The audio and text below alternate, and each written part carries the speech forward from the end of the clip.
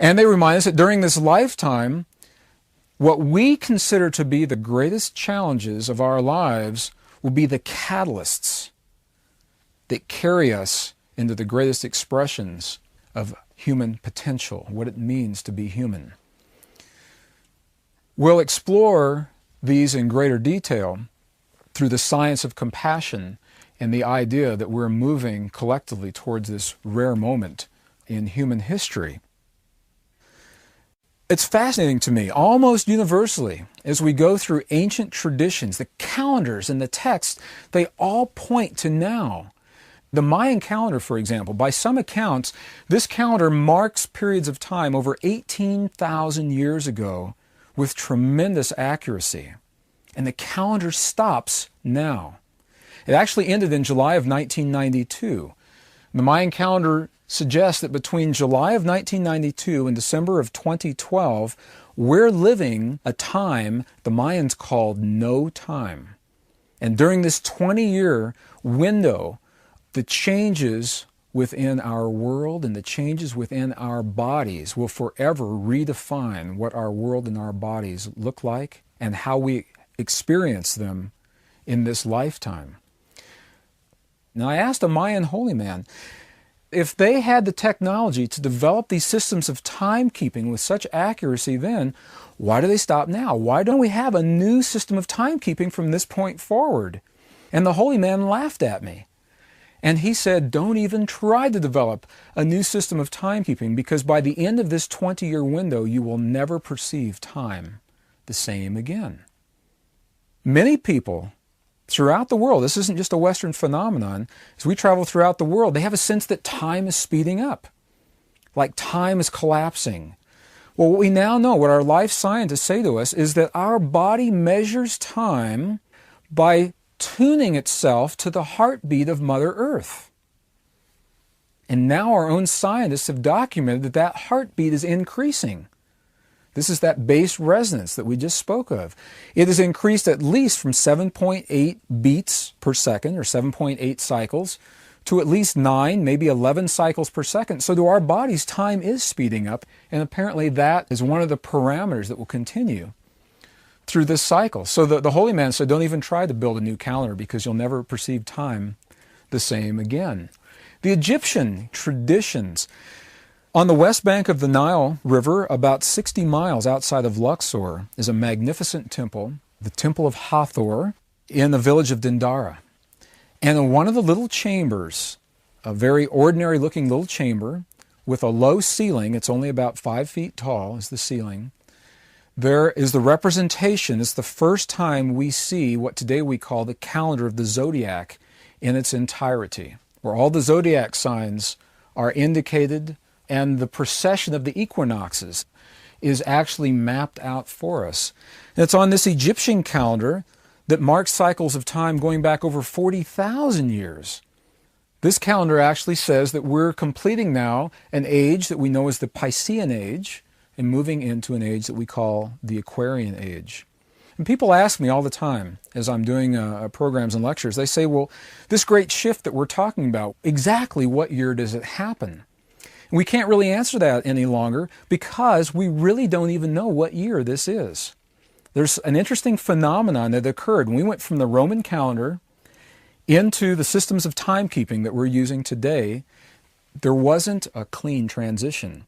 And depending on whose interpretation you read, we arbitrarily tossed out some years to make the calendars work. Some interpretations say we tossed out 1 year. Some say 2, some say 3, some say 4.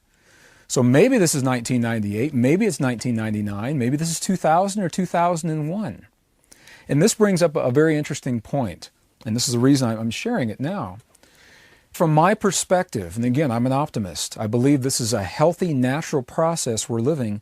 It doesn't make any difference what year it really is. And if we live our lives waiting and preparing for this great change, we miss life. We'll miss all the things that actually allow us the inner preparation. We'll miss the time with our families and the great experiences of sharing ourselves in the presence of one another if we're simply preparing for this great change. So we really don't know what year it is. We know it's close. We know it's in these days. My wife and I recently had a rare opportunity to journey on what for me was the trip and the dream of a lifetime as we journeyed into the mountains and the monasteries of central Tibet. Of the many things that happen in Tibet, we had the opportunity to interface with the nuns and the monks and the abbots of the monasteries through interpreters firsthand and ask them the questions rather than speculating through their text and through their records. We spoke with them and asked them direct questions. One of the questions I asked was, how do Tibetans view this time in history? They measure cycles in terms of great expanses of time called Yuga, Y-U-G-A. And from their perspective, we're in the Kali Yuga. And even among some of the Tibetans, there were varying opinions about where we are in the Kali Yuga. Some said we had time left. Others said we're at the end, we're at the close of the Kali Yuga. And I said, okay, if that is so, what comes next? And they kind of looked at one another and laughed and scratched their heads. And so I thought maybe it wasn't interpreted well. So I asked again. I said, what comes after the Kali Yuga? And they came back and they looked at me and they said, well, nothing. That's it. It's the close. It's the end of our time. And I said, well, what do you see after that? And they said, we're creating it right now. And to me, that eloquent, simple answer is so key in how we perceive this time in history. As the phenomenon converge, the calendars all point to now, history points to now, the texts point to now, and so many are witnessing what they believe is the close or the end of the cycle. It's the end of the decade, the end of the century, the close of the millennium, the end of these great expanses of time, the end of the Piscean age, the end possibly of the Kali Yuga. And if this is true, then the optimist in me invites you to bear in mind that then this is also a beginning of something brand new. And you are the generation that is bridging the membrane of space-time between all that's ever been and that which is yet to be. And everything that we become in this lifetime now carries over to the foundation of all that will be from that point forward. How we address the great challenges of our lives individually and collectively all become the building blocks for future generations as we go through this next great cycle. What an exciting time to be here. What an awesome possibility. In addition to the systems of timekeeping, there are other indications of something unique happening now. They may be a little less scientific, and they're interesting because they are converging now. Prophecies, we call them. There are prophecies, for example, in many mystery schools, such as the traditions of the Freemasons and the Rosicrucians, the Egyptian mystery schools, that say that in the deserts outside of Cairo in Egypt, there's a structure that today we call the Great Sphinx. The Great Sphinx has been a source of mystery and controversy for thousands of years. It's also been the source of inspiration and awe, because beneath the desert marked by the place of the Great Sphinx, ancient texts and traditions suggest that there are chambers holding the collective records of human history for the last 50,000 years. We weren't even supposed to be here 50,000 years ago, according to our Western view of timekeeping. And although they vary in precisely how this comes about, what these traditions say, these chambers will be discovered and opened just before the Great Shift, because it's only then that we have the inner tools to make sense and to reconcile what that history says. In 1997, through new aerospace technology, ground imaging radar, these chambers were actually discovered. There are 2 chambers underneath this monument, and there's a lot of controversy now between governments and researchers and academic institutions regarding how and when these chambers will be opened, and it's interesting that it is happening now. One of the chambers was found actually between the paws of the front of the Sphinx, and another one underneath the rump in the back.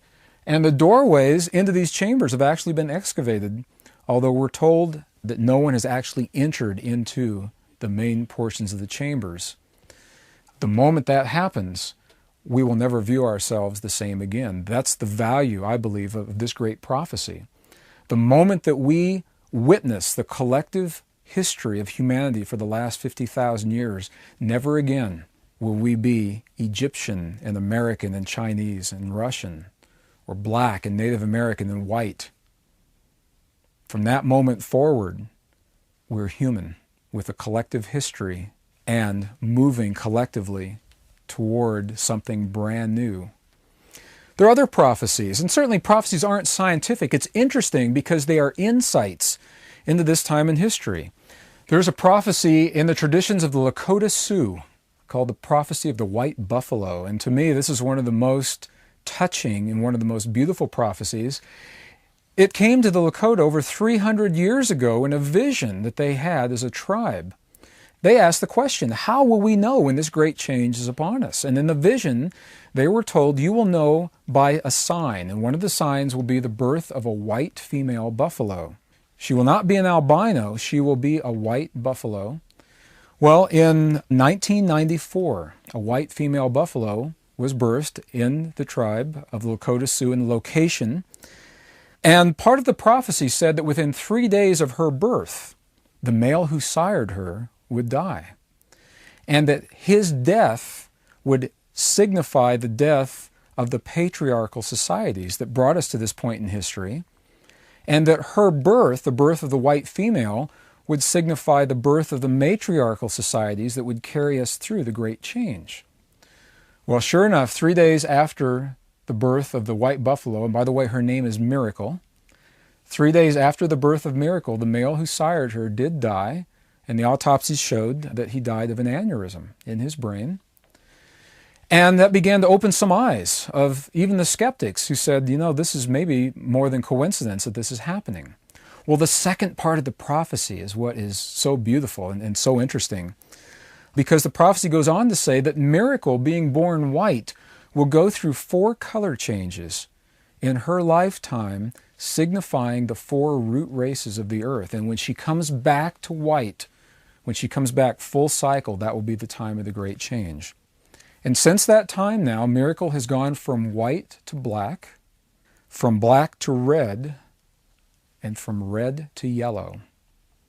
So she has gone through the 4 color changes.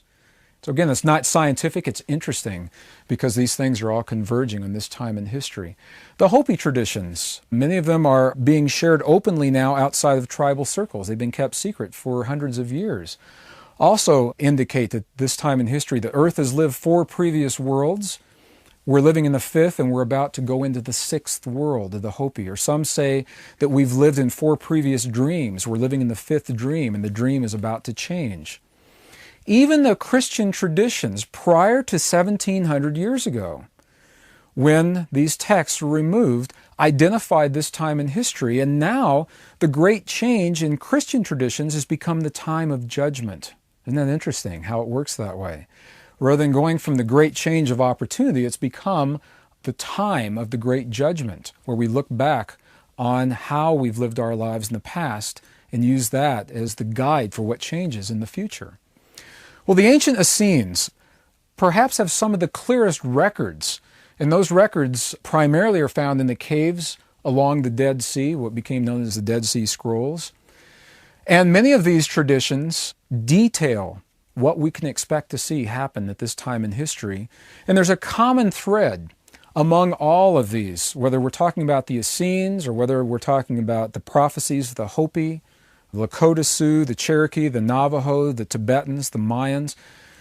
As they vary with specifics, there are common threads. And what those common threads remind us of is this, that Earth is going through a change right now. And our own researchers now are bearing that out.